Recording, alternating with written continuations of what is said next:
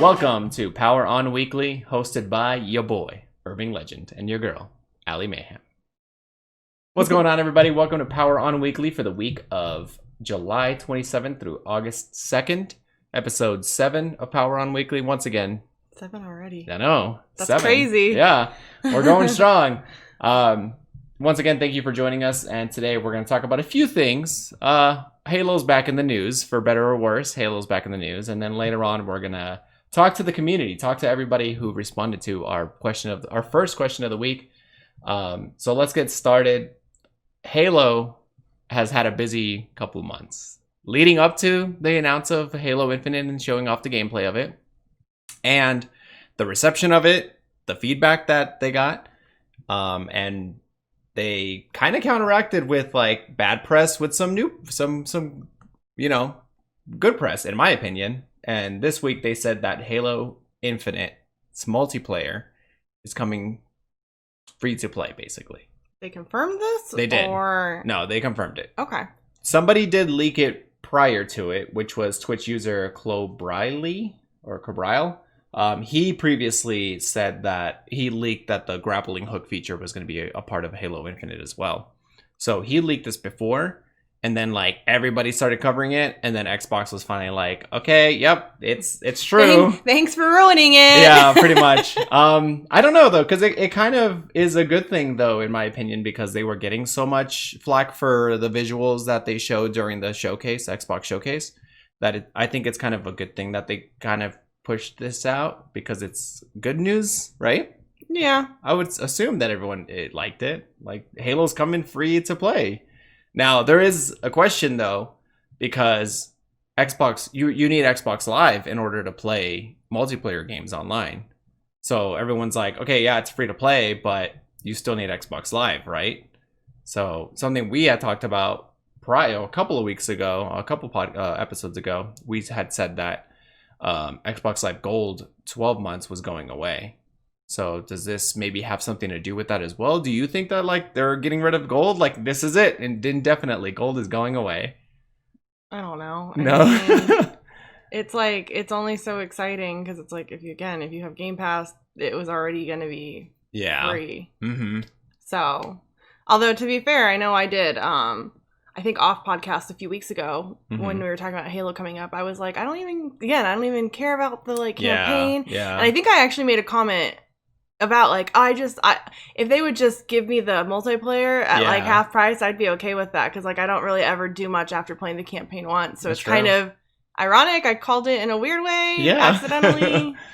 But like I said, I don't know. I mean, It hints at that again, I guess. I don't really have a lot to say on this. Like, it's cool. I mean, I don't know. I really don't have a lot to like contribute on this conversation. I can carry this if you need me to. So 120 frames per second on Series X, free to play, and most likely it'll come with cosmetics.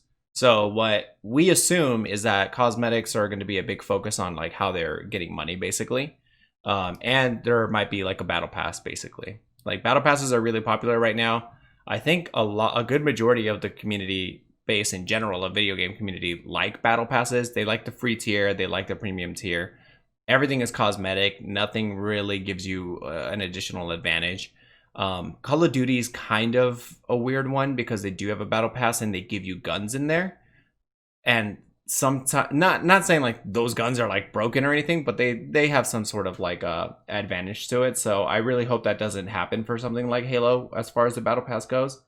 But something that they said was, or at least Chloe Briley's said, was that the customization will be huge.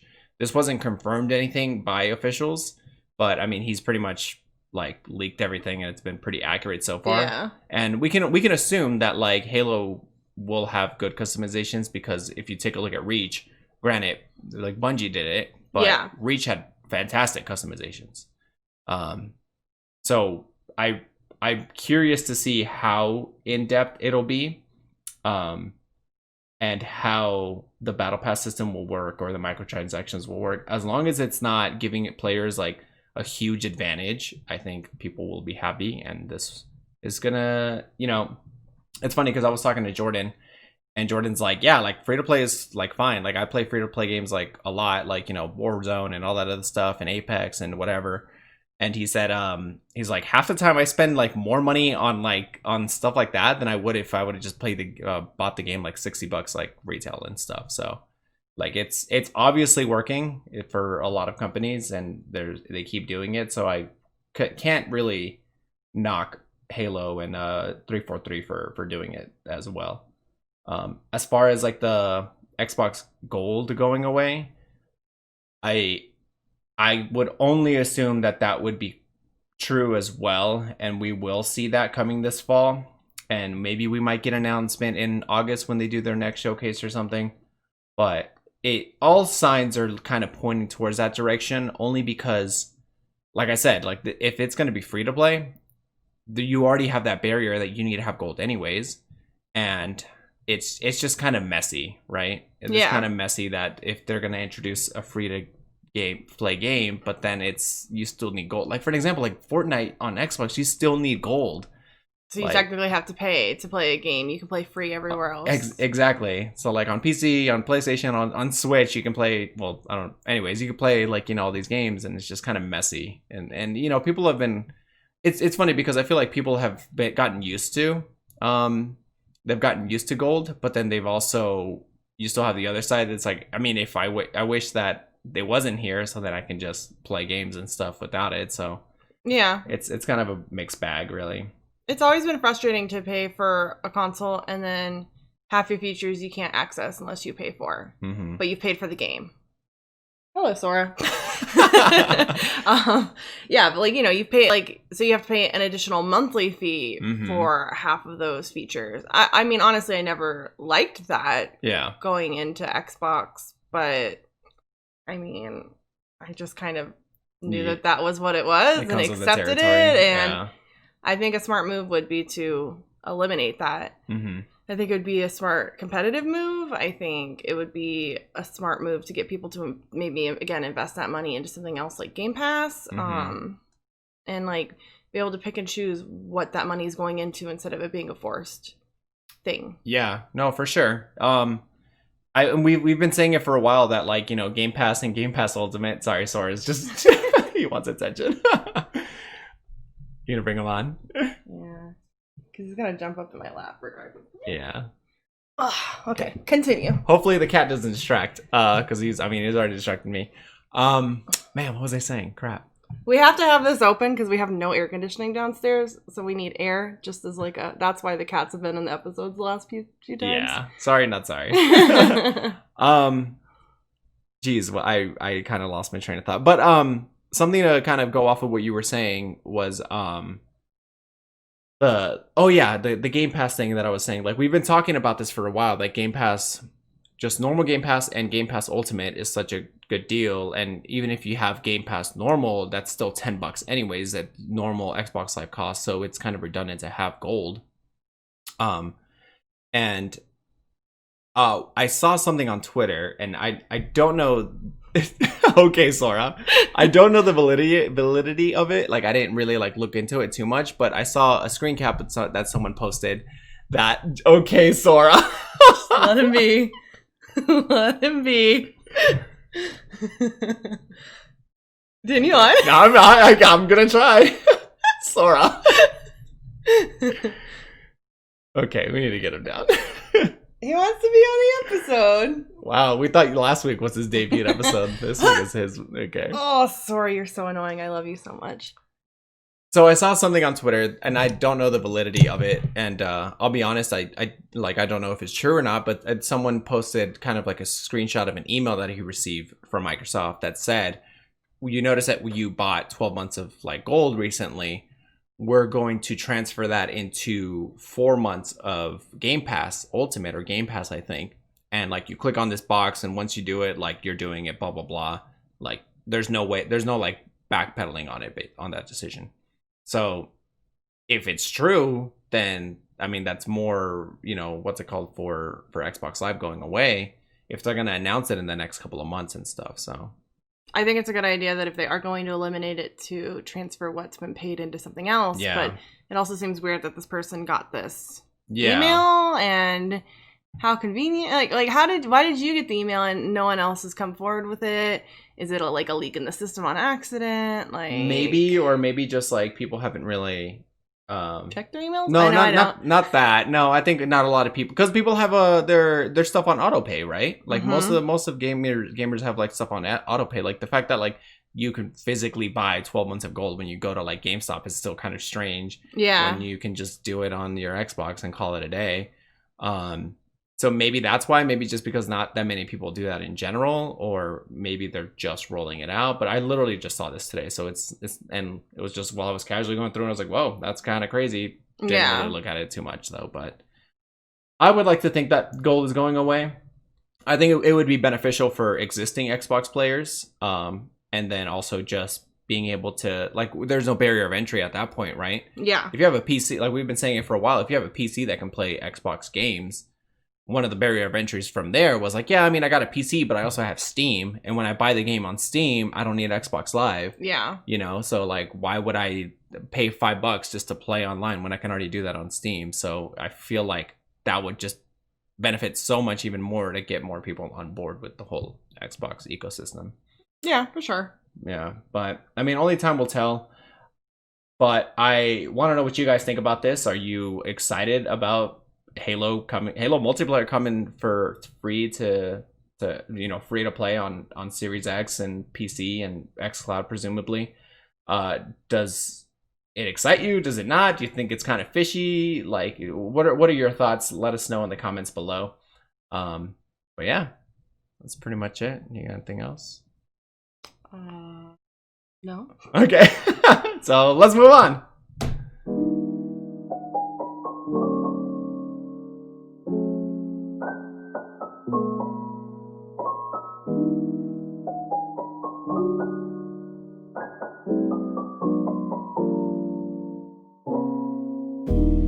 Now I know that segment was a little small, but now we get to reminisce and talk about, the good times, right? Growing up. The not 2020s. The not 2020s, yeah. Growing up and just being a humble gamer. And we asked this week our question of the week to everybody on our Twitter. And a good amount of you guys responded. So thank you very much for responding. This week's question of the week was, what got you into gaming? Do you have an earliest memory you specifically recall that sparked your interest in the hobby? Or as I actually typed it, specifically, because I just typoed and didn't even care to. Specifically. Okay. Well, you specifically remember. And a good amount of you guys responded, so thank you once again for responding. And I want to just go down the line. We'll highlight everybody's response, and we're gonna go over everybody's responses as well, since this is the first time we're asking. And it's a slow news week, so yeah. So we're just gonna have the time. We appreciate you guys. Yeah. So we're just gonna hang out with you guys and just talk about this. Jesse Hall, one of our longtime viewers, not only Power on Weekly, LxMDuo, and just good guy Jesse. He said, my stepdad playing Mario on the NES and his personal challenge of kissing the fish with the fireballs. Kissing the fish. I know. I thought maybe that meant like, you know how like as a parent you kind of censor things? Yeah. So I was like, oh, like kissing instead of killing. Yeah. But so I asked because I didn't want to assume, and he kind of elaborated on what that actually meant. Yeah, which he said that he grew up in what his words, redneck, like town and stuff, and they had a local TV angler or anchor, maybe. No, angler. So like fishing angler. Oh, okay, yeah. Yeah. A TV angler, Bill Dance, he would kiss the fish that he would catch. So his dad took that on as well, and he kissed, the little bloopers in Mario. But his dad said it was also really weird that you can shoot fireballs underwater. So it's fair. Yeah, which it is fair. I mean, growing up playing these games, you really didn't think about that. But as an adult, you're like, you know what? That does seem kind of strange. A little strange. Did you grow up playing NES, Aly? Nope. No. I did not grow up on Nintendo. No, wow. I grew up on Nintendo. I did play Mario 1, Mario 2. The weird Mario 2 also that was not really Mario 2. It was just a port of like another Japanese game, and they made it into Mario 2 where they like put the skins over it. I've heard of that. Yeah, it's like something Doki Doki Panic or I don't know, something. Yeah. That was such a weird game, but I have fond memories of playing Mario, and I'm sure we shared the same memories, Jesse. Speaking of someone who's shared same memories as me, my sister. Yeah. My sister Vita responded. She said, sitting on our kitchen counter and playing Diddy Kong Racing on the N64. It's a vivid memory. I don't know why, but it's there. Diddy Kong 64 is actually one of my favorite racing games, and I feel like it's really underrated because everyone always goes to Mario Kart or Diddy Kong. I mean, Mario Kart or even Crash Team Racing, which Taylor talked about later, and some other kart racers. Yeah. Did you ever play Diddy Kong Racing? No. Are you familiar with it? I did have a 64 though, but I did not have a wide collection of games. Gotcha. On it at all. So no. I mean, I played Mario Kart. Yeah, I mean, everybody did, yeah. Diddy Kong Racing was really cool and unique because it wasn't just karts. You would also fly airplanes, and you would also go in, like, hover boats. And the hover boats, you would go on water, but you would also go, like, on land. It was really, really unique, and I really, really liked it a lot. It had an open hub world where you would go, like, almost like Spyro, where you would drive around in the car and go to like different like worlds and stuff like that, and you can transform into all the different vehicles, and it was really, really cool. I love that game. I actually picked it up on 3DS, and the port is so good. Like, I'm glad that they did it. Ironically, though, I don't remember Viti ever sitting on, and I don't know which house we were at when she remembers this, because we moved a couple times, but I'm like, is it the one that my parents are living in now? I'm like, her sitting there, and like, where was the TV anyways? Like, it's just kind of weird but I mean, she remembers it, so it obviously happened. But yeah, growing up playing video games with my brother and sister has always been a huge part of our family, and our cousins as well. So it's good memories there. Yeah. Rona also has vivid memories of hitting her Nintendo 64 and blowing in the cartridge, is what I'm assuming she's saying. Trying to get it to work and play Pokemon Stadium with my sister's boyfriend's little sister. And then after I started dating Alexis, he introduced me to more games and broadened my horizon. Pokemon Stadium. Love it. Such a good game. Lickitung. The Lickitung. Yeah, it's always right where I go. I know. Lickitung minigame. Yeah, we gotta invite Rona and Jordan Hot over. sushi. Yeah, we gotta play Pokemon Stadium with them. Yeah, we do. Yeah, that's really cool. I'm sure a lot of people also have very vivid memories of them blowing on the cartridge and slapping it, even though on the cartridge it actually says you're not supposed to do that. Yeah, it's really weird, and it's funny because everyone says like you're not supposed to do that, but anytime I didn't do that, it didn't work. Did you ever have that experience as well? Yeah. Was that a thing with Genesis as well? Yeah? Yeah, because they're also cartridges, so yeah. it was like the same thing. Like, you just... Yeah. So funny. I get it. I mean, maybe because of the saliva, but like... Well, yeah. You'd have to air it out somehow, because there was definitely dust that would keep it from reading. Like, that's... They can't tell me that that's not a thing. Yeah. Like, it definitely was a thing. But, like, I guess maybe blowing in it because you got your saliva and the moisture. It would probably damage the cartridge or something, yeah. Yeah, it could have. Excuse me. It could have potentially damaged the cartridge, I guess. Yeah, it probably could have. Yeah. Devin says, playing lots of arcade games as a kid, then moving to console. But yeah. I don't know. Devin also plays on PC now, so I don't know why he didn't mention that. Fortnite, right, Devin? Yeah. Did you go to a lot of arcades when you were growing up? Oh, I was definitely an arcade kid. Yeah, you said that you would go to like the Texas Station and play Dance Dance Revolution for hours. And hours. Yeah. And probably spent hundreds of dollars a year at that arcade with my best friend. Dang. Yeah. Was Dance Dance your game to go? Was there anything else that you would play? No. No. Oh my gosh. Yeah, no. I mean, well, like any rhythm dance games that were really like popular in Japan, I really liked, but there was never a huge scene here. Yeah, like obviously the arcade scene in Japan is completely different. Yeah, and like you'll go to Japan and there's a whole level that's all rhythm and dance. Yeah, and Dance Dance Revolution is really the only one that ever picked up here that was in that kind of genre. But there were a few places here that kind of catered to like Asian clientele, like a big one is MGM Grand, when they did have an arcade, had a lot of rhythm games. So if I could convince my mom to take us to the Strip, we would go there, and I would play Para Paradise. Nice. And I loved it. Like, yeah. But it was really hard because a lot of the local places didn't have anything. You'd have to like specifically know where to go to play a specific Dance Dance Revolution title or to find other things. But there was, by the Meadows Mall, very briefly for like a year, that opened up an arcade that had a lot of Japanese imports. Oh, wow. And that one had a lot of different rhythm games as well. So, I mean, DDR was my go-to, but any kind of rhythm games I always really, really liked when it came to the arcade. I wasn't into the shooters. I wasn't into the racing games too much. Yeah. I liked to go and do, like, the patterns and the dancing and the... But yeah, so like DDR was my go-to only because there wasn't a big variety most places you would go. Yeah. I mean, and now, like, you know...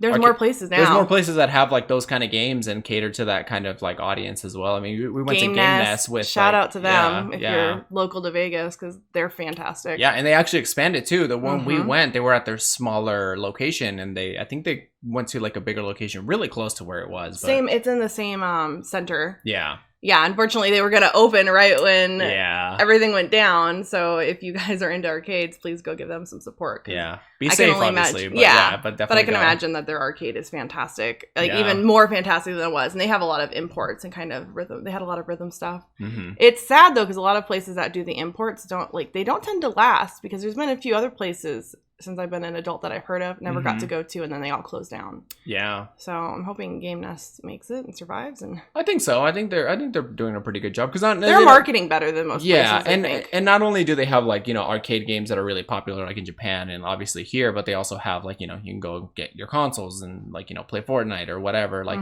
they do have consoles on there, but I was genuinely surprised with the amount of like variety in games that they did have as far as arcade games.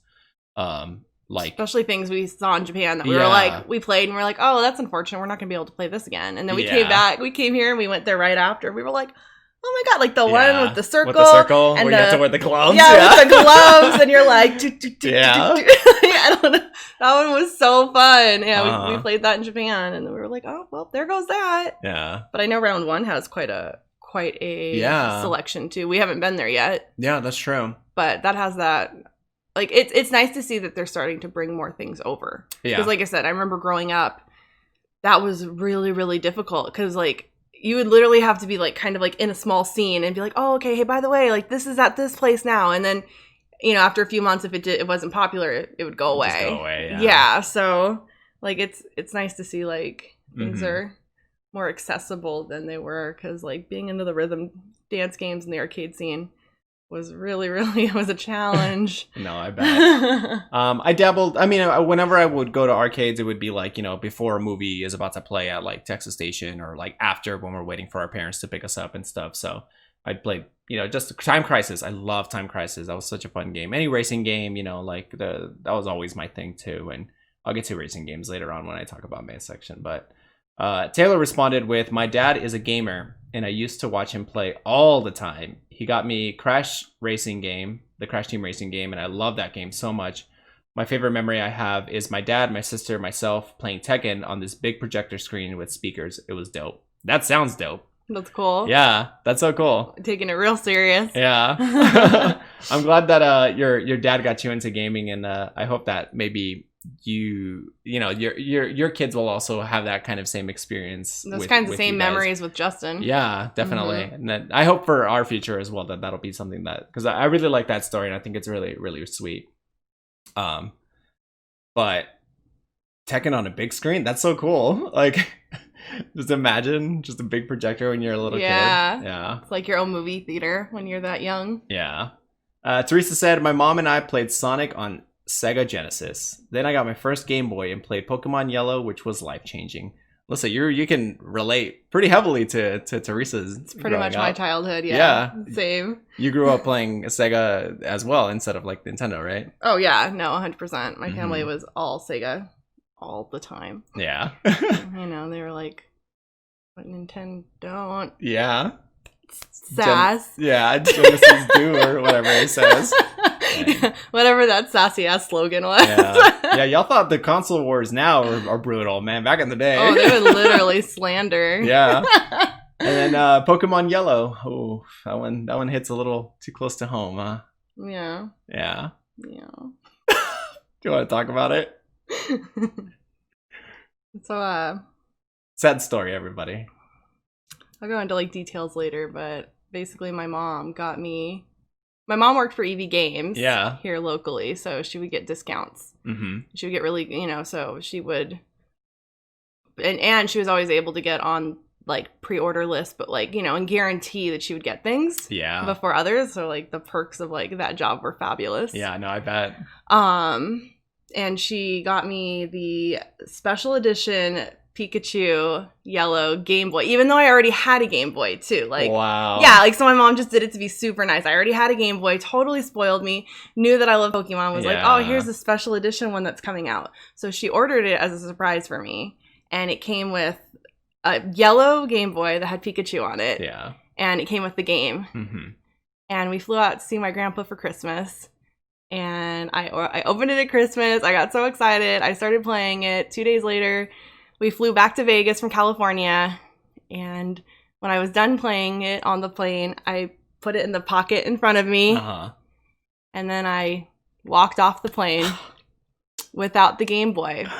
But the worst part is it's not like I realized a day later. Yeah. I realized immediately. Mm-hmm. Like, we weren't even out of the airport. I realized, oh my gosh, Mom, I left the Game Boy on the plane. Yeah. My mom went right back up to the the front desk of the aircraft, said, "Oh, we're this seat, it's in the pocket." They looked for it and said, "Oh no, we can't find anything." Oh. So because on those planes they immediately start cleaning things. They immediately start like looking in pockets. So whoever was cleaning the plane immediately found it and pocketed it. Yeah. So it was really crappy. And it's like, can you imagine doing that? Like, knowing that was probably a kid's Christmas gift. Yeah, exactly. Like, that's so cruddy. Yeah. Like, I get maybe you're like, oh, I have a kid too. But like, I don't know. That really upset me. And my mom was really upset. Oh, no, I bet. And she was like a little upset that like I left it, but was more mad at the fact that, like I said, we hadn't even gotten out of the airport before I realized it. It wasn't like, oh, it's been days, so yeah, of course, like, it's going to be gone. Yeah. Like, it was minutes. Aww. It was minutes. So I lost my Game Boy. I only had it for like 2 days. I bet those 2 days were great, though. Did you? No, because I didn't get very far in the game. I was going to say, did you play like I never played it again. Red or Blue? Like, prior to it? Oh, yeah. Oh, okay. So you had experience. Oh my gosh. Pokemon in general. No, I was so into the Pokemon thing. Yeah. I had the red and the blue edition. Wow. I had one Game Boy. But I told my mom I needed both editions because I had to collect all the Pokemon. Yeah, no, that's true. Without thinking like, oh, I can have my friend do it. Yeah. Like, I just bought them. So my mom ended up buying them both. And then I was like, well, shoot, I need someone regardless because I need a transfer. Yeah. So my mom bought me a transfer cord, and so I would just play both games and then transfer them all into like my main game. Mm-hmm. So yeah, no, I was in deep. It was bad. Wow. I had the cards. Yeah. Like, that's why like my mom was like, well, I'll buy her the special edition one because it'll be really cool and something really special. And what's sad is I would still have that to this day. Oh, for sure. Because it was special edition. Oh my God, yeah. And you know what a hoarder and a collector I am. I would still have it. Oh, I forgot to bring down my Game Boy, but I went over to my mom's house as well, and she was like, "Here's your stuff," and there it was, the green Game Boy Color, and my Pokemon Silver. Jose and I also grew up. Our first Pokemon games were Blue, and I got Silver because it was the newest one. Mm-hmm. And I remember talking to Justin about this, but Silver is like my favorite Pokemon game. I love that game. And it was so cool, but also like it kind of sucked because I would see Jose playing, and he was playing almost like a completely different game because you start off in Kanto, and Silver you start off in Johto, and I'm like, oh, those Pokemon look cool. Like, I kind of want the original ones on all the 150, and I'm like, oh man, that kind of sucks, blah blah blah. So like midway through, I was just kind of like, oh, like I thought I was done with the game, and I was like, man, that sucks. I really wanted to get to that section. And then halfway through Silver, you go to Kanto. Oh, see, I never played. Yeah, so I was like, oh my God, I just got the best of both worlds. Like, I could actually go and play like exactly what my brother played. And I kind of feel bad for him because he probably was like, he's like, ha ha ha. And then he was like, oh.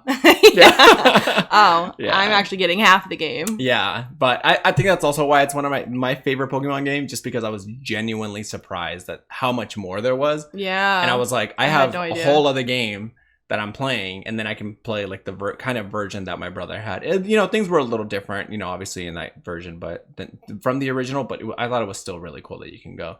And then, you know, you get Victory Road, you go hit up the Elite Four, and then Red when you go, oh my God, when you go fight Red from Pokemon. Yeah. And you're like, I'm sitting there like level 60, you know, highest Pokemon level 60, and I'm like, oh yeah, this is going to be easy. He freaking sends out a Venusaur that's 88. I'm just like, how?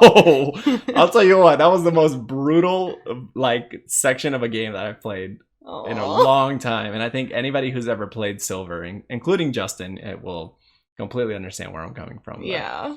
I'm glad that I like that we grew up with Pokemon, and we have that mutual, like, you know, like love and understanding for it. Do you still is your Silver in your Game Boy upstairs? Yeah. Because remember, I found in the garage in the past blue, year, right? my original blue. Yeah.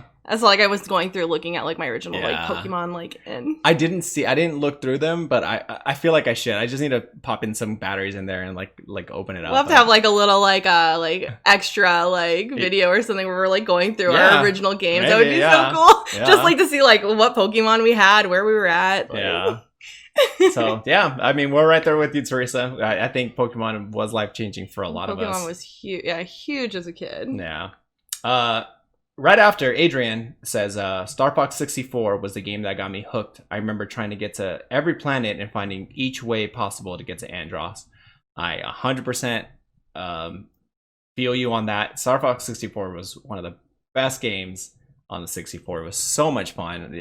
Are you familiar with it, or have you played it? No, it's funny. I think I actually have a cartridge upstairs, and I think I own it, but I've never. You're right. We do have it. Yeah. Yeah, and I didn't even know I had it. I've never played it. That's so funny. So what he's talking about from like different planets. So like you would start off on one planet, right? And then there would be like branching like paths. You can go to like 3 different planets. Yeah. And when you played through the game and you played it normally, you would always go through the same path. And you would get to Andros, and like after like a while, you're like, how do I get to these other planets? And you have to do very specific things in there. But like part of what he's talking about here is like trying to find every possible way to get to other planets. You have to do very specific secrets in order to get to those and fight other bosses. Interesting. And it was really, really cool because you, like, you know, back in the day, you didn't know how to do all these things. You know, there wasn't like guides there were guides, but there wasn't like the internet you could just easily look up and stuff. So. Like, that was part of the fun, was trying to get to those other planets. And when you got to those planets, you're like, there's a whole other mechanic. There's an underwater section. There's a whole, like, you know, you're in a different aircraft, you know, because it's flying. And then you're like, oh, maybe you're like on a tank now, or like you're in a submarine. So it was so cool. So I completely feel you on that, Adrian. I mean, we grew up playing video games together as well, since, you know, you're my cousin and everything. But I think Star Fox 64 is a fantastic game, and just for that explorability, and it's a good game for the time because you can't just look up how to. I mean, you can do it now, but but for that time, like, it was so much more fun to kind of experience that on your own. Discover it yourself. Mm-hmm. Well, it's funny you say that, like, you know, like it was hard to like find those secrets. My mom said that when she worked at EB, that was half of her job. People would literally call into the EB Games call center and say, hey, I'm playing this game. What cheats do you guys know? Or what secrets do you know? Or do you have any codes? Yeah. And my mom wouldn't know anything. She would literally just Google it. She had like a resource online of where she could like look up cheats. But like, it's funny though, because she was like, or she like, people would ask for like walkthroughs and stuff, and she was like, half my job was walking people through games or giving them cheats. That's so funny. Instead of people calling to actually order things. Yeah, that's hilarious. Like they just thought EV was just like a big resource. They would just call, hey, what cheat do you have for Star Fox? Yeah, that's so crazy. I mean, I do remember cheats and stuff like that, but there's no way my mom would be like, hey, Mom, I'm going to call a stranger on the phone. Like, yo, that's what the kitchen got. Like, what the hell are you going to call? Like, that's so weird.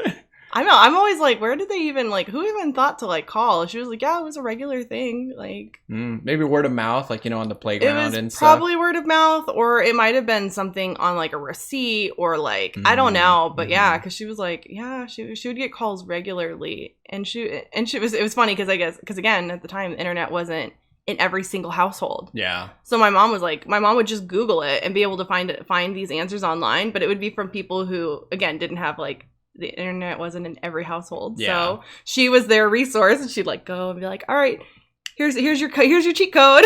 Like she had some memorized at some point because you'd get so many calls. I bet. Yeah. I remember going into cheat codes. I remember like so many games, like Rogue Squadron, the original Rogue Squadron. There was like cheat codes that you can play put in there, and it gets some really goofy stuff. And like some of the cheat codes were like really goofy. Like the names for them would be really weird and obscure. And I'm just like, how do people find these things? I don't know. Weird. I still don't know how people find all these secrets half the time. Because there was another game too called Rush. It was like a future Rush. It was like a racing game as well, and they had a cheat code page as well. But it was massive. It was like 25 like texts. Yeah. And like they wouldn't even be words. They would just be random like text. And I'm just like, again, like how do you figure this out? Yeah, that's so weird. Yeah. How did you figure this out? Yeah. Because even if someone figures something out by accident, like how do you recreate that? How do you know what you did? Like, oh, I did this, and this to recreate it. Cheat codes are cheats. It just blows my mind. Mind blowing. Yeah. I want to thank everybody for writing in and responding to our first question of the week. Yeah, thank you guys. Yeah, we really appreciate it, and I hope you guys enjoyed it as well. Look out for next week. We'll also talk for next week's question of the week. I like doing this. This is nice. Yeah, we still have to answer ours as well, though. No, we will. Yeah, so stick around. We're gonna talk about our, gaming, what got us into gaming, and our earliest memories. Specifically. Yeah. No, specifically, because it's like an extra I. Specifically, yeah. I don't know how to spell.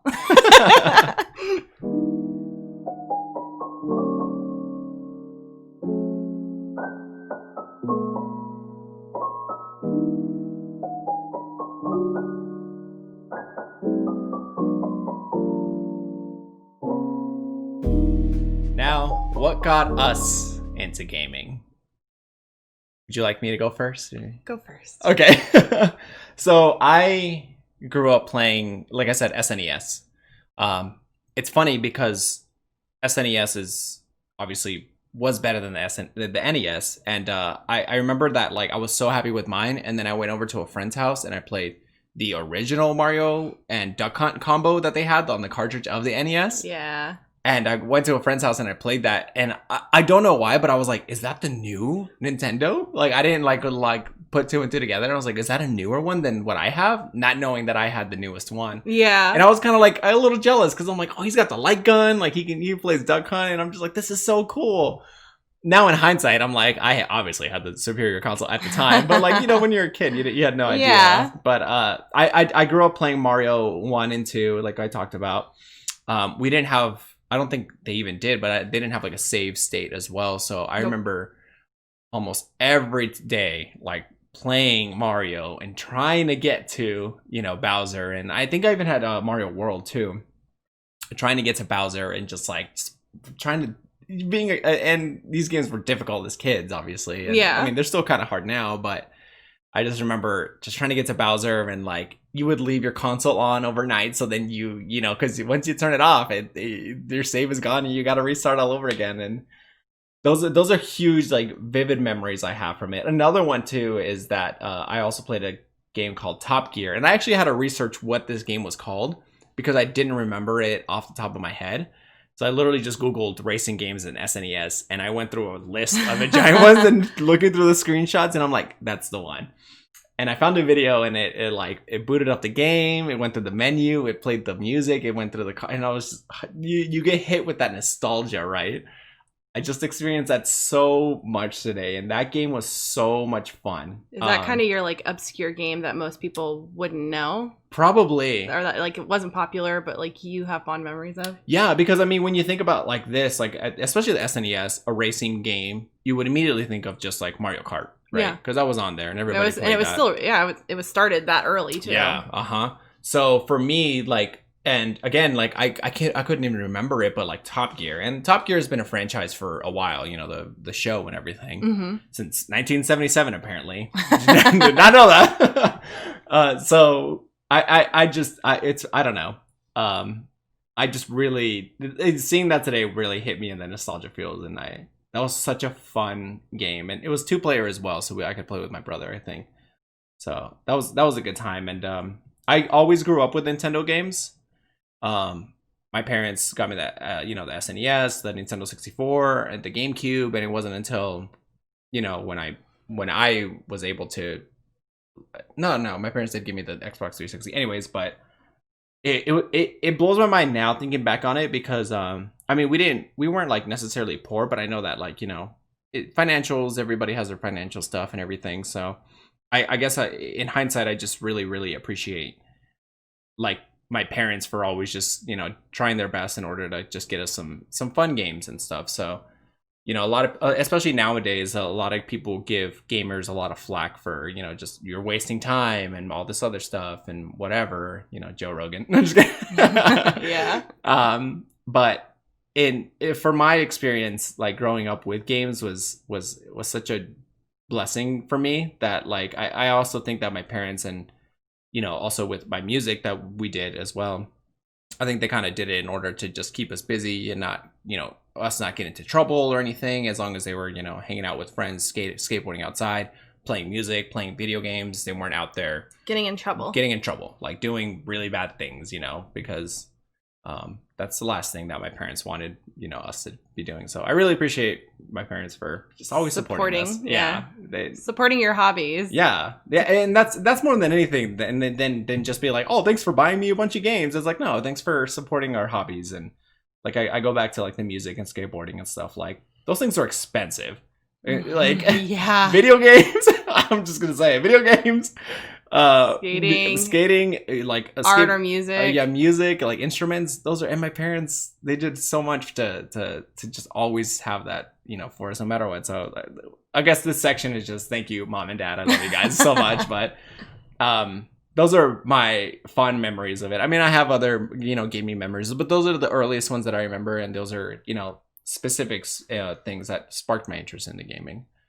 I know you talked about growing up with your grandpa, like playing Genesis and stuff, and obviously your mom playing EB, like working at EB Games. But is there anything else in specific that you experienced? Yeah, well, I mean, like I come from, as like cheesy as it sounds, like I come from like a line of gamers. Like I kind of had the opposite of where you're like you have your parents supporting your hobbies. Mm-hmm. I very quickly, as a kid, realized that my family were not buying video game systems for me. I have specific things to talk about on that. Oh, but perfect. like I realized very quickly that like they weren't buying it for me. They were buying it. I was the excuse to buy something so they could also play it. Okay. But my earliest memory is very, very young. Mm-hmm. Talking like, I remember being like 3 years old. My grandfather lives in California, so I don't get to see him very often, and I never have. He's always lived in California. We've always lived in Vegas. Mm-hmm. But anytime I would go out to California, I just remember that was just how me and my grandpa bonded, and like that was our hobby. And I think he's always been a gamer. I mean, my mom talked about, the 70s going out to the arcades, and her and him would go and play Pac-Man at the arcade all the time. Like they were very big arcade heads. Mm-hmm. My grandpa's always had the like latest thing in video games. Like it's funny because he's like this guy who you wouldn't think is a nerd. Like he's a very like stern, scary, like kind of just very like forward guy. And he's definitely the kind of guy you would meet and you would think, oh, if I tell this guy I play video games, he's going to be like, why are you wasting your time? Are you some kind of idiot or something? Yeah. Right? Yeah. But my grandpa is a huge nerd. Like he always bought the latest tech when it came to games. He had an Atari. I'm pretty sure, but he would always kind of go in like a line. So like he didn't have the Nintendo systems. But he would always have like what was like the new thing. Like I said, he had Atari. He had, so like when I was born, he got the I can't talk. Okay. He got the Genesis. And so like I said, so when I go to California, he would sit there and he'd play Genesis, and I would just be like fascinated watching him play Sonic the Hedgehog. Mm-hmm. So like, and I think that's my actual earliest memory in general. Like, do you have like, do you have like the first thing you can remember in your life? Yeah. For me, it's literally sitting in California with my grandpa on his lap while he played Sonic the Hedgehog. And I think that's also why like Sonic and gaming has always been really important to me. Yeah. As I grew up. Yeah. But so like, so I'd go out and he would play and I would play, but like we didn't have a lot of money. So when we go home, I had no game consoles. Yeah. So I was very much like, I would watch TV, watch movies, I would draw, which was great. It gave me like time to do these artistic things growing up. But I do remember, though, my grandma, they've been divorced, but, like, my grandma and my grandpa always had a really good relationship. So she'd go out and she'd watch him play Sonic the Hedgehog. Mm-hmm. And so I know one Christmas she decided to buy me a Genesis. Yeah. And like I said, I quickly realized that she didn't buy it for me. She bought it because she liked going to California. She liked seeing my grandpa play the Genesis, and she also wanted to play Sonic. That's so funny. So my grandma bought me a Genesis, and I remember being really young, and like I remember on Christmas I opened it up, I played it, and then I would split time between my mom and my grandma's house. They kind of had split custody of me for a little while, and I remember I would leave. The Genesis stayed at my grandma's house, and I'd go to my mom's, and I remember coming back the first weekend, and like you said, you didn't have a save system, so I came over expecting to play Sonic, and my grandma was like, no. Like, I'm halfway through, I've got like 5 of the emeralds, like, you can't reset my game. Dang. And this ended up being a consistent thing through the entirety of me owning a Genesis. In fact, once my mom got me a PlayStation, my grandma took the Genesis in her room, and it became her console. He's a savage. Yeah. And I don't know, like, anytime I would want to go play it, she, like, my grandma played Sonic on repeat for literally like 8 years. Wow. No lie. Like once a week she'd boot up Sonic and she'd start playing, and she would like start going through and collecting all the emeralds, and she'd go to bed and you'd see the TV was on because she was sleeping and the game was paused. That's so funny. But yeah, so like my earliest memories are like very, very heavily like focused on like Sonic the Hedgehog, and just like the fact my grandpa was always a gamer. It's just always I go over to his house and I would expect to play whatever new game he got. Like he even had like the obscure things like the Sonic CD or the Sega CD, which I don't know anybody who has ever owned that. Yeah. Like have you like, it was so obscure, it didn't do good, but my grandpa was like the latest thing. Like, so he, you know, spent his money and he bought the Sega CD, and he was like, yep, I bought like 1 or 2 CDs for it, barely used it, and we're talking like 90, like I think that one, I would say that came out in America in like 94 or 95 maybe. Like I can't remember. It was before like CD thing, like Sega was trying to do the CD thing before that took off with like PlayStation and everything. Yeah. But yeah, so it's just kind of always been in my family. Like I said, my grandma turned into a gamer. Not like, you know, like in like the hardcore gaming, like she liked the platformers though, and like she would go to the arcade and play Cuber in the 80s, and like anytime I would see my grandma off of work, she was always playing a card game or like the pinball, like anything that came with your PC. Yeah, she was always playing. Oh, because that is the other thing I remember too, is the only game I had access to as a kid before my grandma decided to get a console was Space Invaders. Yeah, that she had on her work laptop. But it was a work laptop, so I wasn't technically allowed to play it. So she would like always like yell at me. Oh, man. And she'd be like, okay, I'm not supposed to let you play this, but like don't look at anything on the computer, don't do anything, just stay in this one program. Yeah.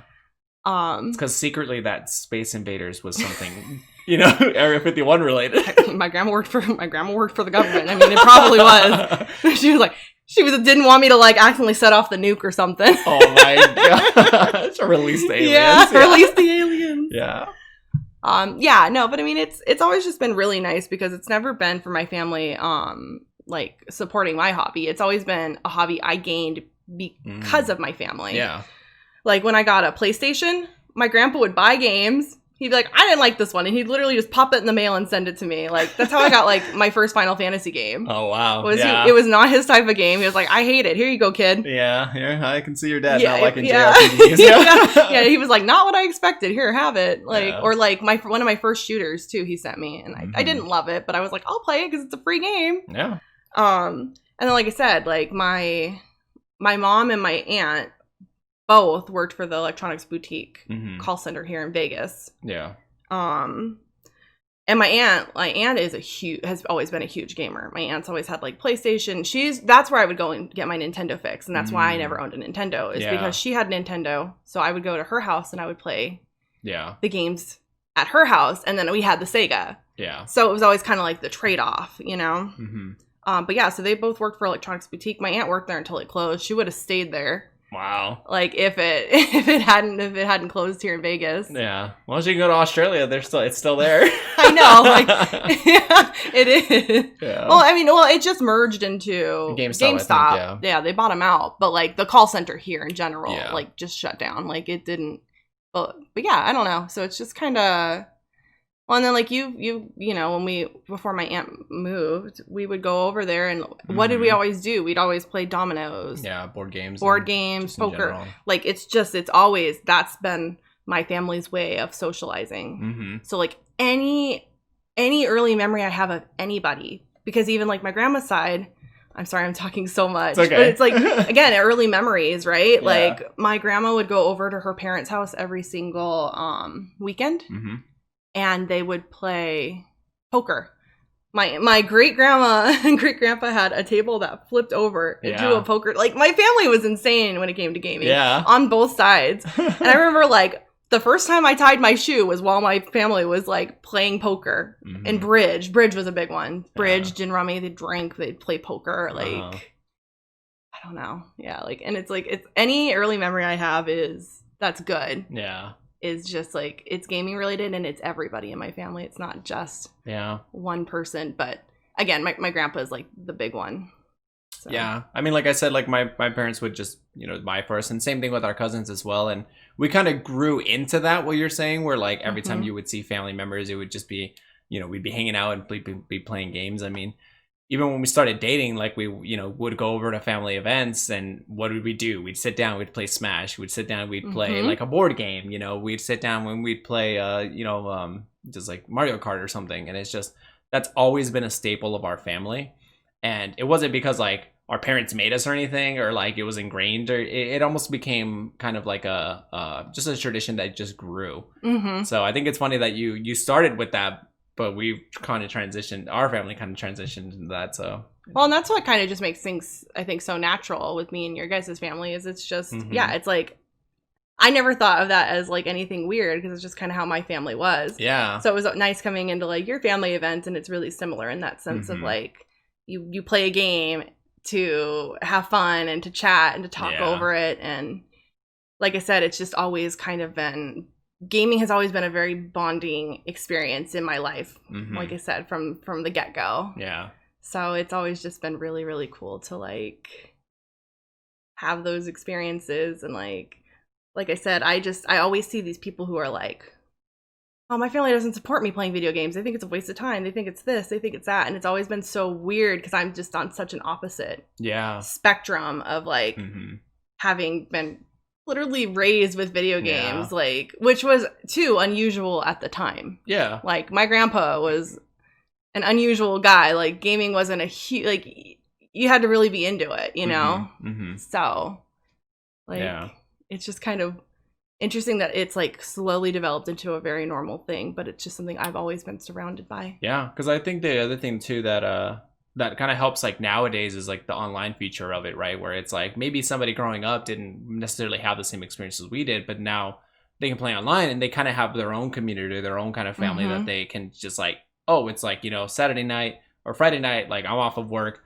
Tonight's like Halo night or whatever it may be, like we're playing, Monster Hunter or something. And like we have groups of friends that we've met online and stuff, and like they literally just play with each other, even if they're not in the same game, they'll be in the same party talking to each other, just hanging out and talking. Like it's kind of annoying, Eli, but but I think that's really cool. And it's almost evolved into like that kind of it's just interesting to see it kind of evolve into that, because I mean the same thing could be said for, especially right now with everything going on and staying home as much as we can. Gaming has resurfaced a lot within my family again, like playing with my cousins, playing with my brothers, and it's just I don't have to go over to their house or them coming over to mine for a summer. Like we just jump on Call of Duty and just, and you can bond and talk and play together without having to actually physically be with each other. Yeah. So I think more than anything, it's just kind of strange how full circle it's kind of gotten as far as like, I don't know if my family goes, but I think just gaming in general is really nice to be able to just bring a bunch of people that you would have never really like either physically met or whatever, but you are good friends with. I mean, a good example is like, we met Steve, hung out with Steve, went to the Overwatch League with him, good friends of ours. And then like even Digi, like we met Digi in Japan, like for the first time. Like he's been watching our streams, hanging out. We play games occasionally, and the first time we meet was in Japan, just because he happened to be there. Yeah. So it's just at the same time. It's just kind of wild that like it has that much of a power. Like game, it sounds real cheesy, but gaming has that much of a power to like just kind of break down barriers and just get people together. Well, and even too, like I said, my grandpa is a real hard ass. Mm-hmm. My grandpa is just very stubborn. Yeah. And doesn't have like, and you know, and like the things he likes to talk about are things that like your average person our age would not be interested in. Mm-hmm. Like politics, money, like, you know, like all the adult stuff. He's a very an adult old guy. Yeah. But then like you had a great opportunity in talking to him and having a mutual hobby in gaming, and like so it's so interesting that you're able to like have a relationship with my 80-something-year-old grandfather, and like have good conversations because you guys both play video games. Like, so it's like those two like age gaps too, like someone you probably wouldn't have really had anything to talk about with, you can talk about with. Like when we went and visited him about a year ago, and we sat at his house and we tried to help him play Portal. Like, and that was so cool. Like as it being one of my favorite games, it was so cool. Like me, my husband, and my grandpa like are sitting there like bonding over Portal, and he's like, "Oh, that's so cool!" Like, and then like a couple minutes later, we went to go eat, and we were hanging out, and he was asking us like, "Oh, where are you guys coming to Cali for?" We're like, "Oh, we're gonna watch this Overwatch League," and he asked like, "What is that?" And here I am thinking, I'm like, "Oh man, he's gonna think be like, this is stupid. This is stupid. What do you mean like teenagers or like young adults are getting paid to play video games?" And so I explained what Overwatch League was, and he was just like, "Yeah, that's cool." Yeah, he was basically like, "I wish that had been around when I was younger." Yeah. Like, and like my grandpa's like, again, like totally the kind of guy you would think, oh, he's gonna think this is stupid. He's gonna be like, "That's unbelievable that kids are getting paid to play video." Like, no, I'm like telling you, my grandpa's like so like a nerd without it genuinely surprised me. But then like I was like, why should I be surprised? Like he grew up on that anyways. So. Yeah, he's more supportive of that stuff than you would think. Yeah, that was fun. The only other thing I want to touch on really quick is just like going back into like your first memories is just like the obscure, like you were talking about your obscure game. Yeah. And like also like my first earliest memories too are of like two very random obscure games that I want to know if anybody else played or knows of, because it's just like really random, right? What console were they on? They were on Genesis, both on Genesis I had still. No idea then. Yeah, same time. I think there's a chance they were on they were both on Nintendo as well. Okay. But so like when my grandpa would get tired of playing Sonic. Yeah. Or he wanted to let me play an easier game. He would put on Cool Spot. Yeah, Cool Spot. It's a cult classic. Everyone knows that game. Shut up. No, I'm being serious. What? Is it really? Yeah. Is it popular? It's pretty popular. It was a 7-Up. It's the 7-Up Cool Spot. Yeah. That and Pepsi Man. Yeah. Oh, I never played Pepsi Man, but I know. No, like really, I actually thought that was really obscure and random. Like it is really obscure because it's such a random thing. Yes. But because of how obscure it is, it's almost got like a cult. Oh my god. Yeah, he had it, and I remember just like I loved it. I loved playing that game. Yeah. Like Cool Spot was great. Like I said, I don't know. Like I was curious as if anyone. I thought you were being sarcastic. No. So I never played Cool Spot. I know of it. I've seen like everything about it, but I'm sure a lot of you guys have. Surely a lot of you guys have played Cool Spot, right? Yeah, I thought that was going to be... Okay, I've got one then for sure. Let's see. So there was Cool Spot. Yeah. And then I don't even know how my grandma got this game, but this was on my grandma's side. The other game that she played besides Sonic was... Oh, what is it? It's called Izzy Goes After the Olympic Rings. Okay. Have you ever heard of it? Izzy was, I believe, a mascot for the Olympics. Okay. In like 95, 96, 94, whenever that Olympic was. Yeah. So obviously it was like an Olympic game, like to promote the Olympics. Yeah. But like, it was like literally like a platformer game that you like went through and you collected all the Olympic rings. Yeah. And like, I don't know where my grandma got it. I don't know why she bought it. I don't know. I literally came out of nowhere. But like, so my grandma brought it home and played the crap out of this game. like I said, like if she wasn't playing Sonic, I would go in her room and Izzy was paused. And like I said, it's just this like really obscure Have you ever heard of it? No, I don't think I don't think I have. Oh my God, my grandma played it, and then we let a friend borrow it, and he never gave it back. Ooh. And my grandma was really upset. Oh man. Really mad. Like, I remember like years later when she pulled like our Sega Genesis back out, she was like, "Do I have Izzy?" And I was like, "No, we let Ryan borrow it." And she was like, "Aww." I know, and I was like, so we tried to find it, but again, because it was so obscure, like we couldn't find a copy of it anywhere. But yeah, I know it was like and it was actually like, from what I remember, a pretty solid platformer. But interesting. Yeah, that was my obscure Izzy, the Izzy Olympics game. I don't remember if that's exactly what it's called, but I have a very quick, because we're running out of time. I have a very quick obscure game as well that like. Give me the obscurity. I love this. So Pac-Man, right? Yes. Everyone knows Pac-Man. Yes. Everyone knows the board and everything, Mrs. Pac-Man and all that stuff. There's a game called Pac-Man Adventure. Have you ever heard of this game? Is it on PlayStation? I don't know. I think I played it on the NES, SNES. Oh, so no, it was before like CDs. Yeah. It was a cartridge game. Yes. Then no. Okay. I don't think I know it. So it was a point and click adventure game. I've heard of it. You've seen me watch the speedrun of it. Yeah. Okay. Yeah. It's so bizarre. It's so weird, and I don't know. Do you have it? Did you play it? I did have it, and I played it.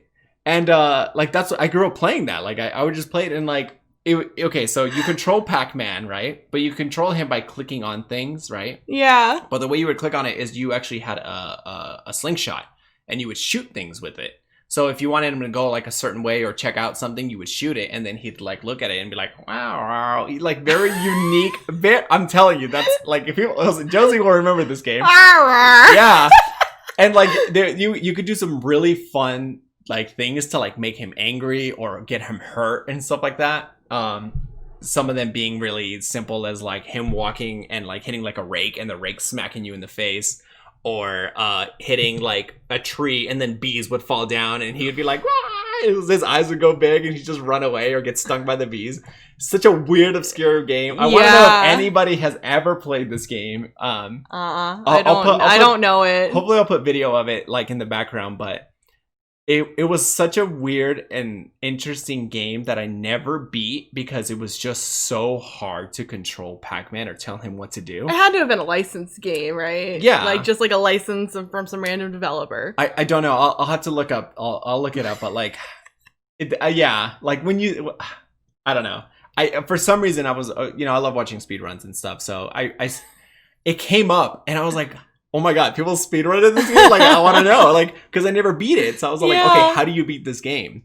And it's so fast. And it's so simple. And I'm just like, he didn't even explore like 80% of the map. Like, it was just so interesting. So I just want to know if anybody else has ever played that game or heard of that game. Because you think of Pac-Man and you just think the traditional Pac-Man. Yeah. But this was such a bizarre twist. Irving grew up on Pac-Man Adventures. I grew up on Pac-Man Adventure. Yeah, I'm not gonna lie. I think that's what it's called. I'll have to look at it, but yeah.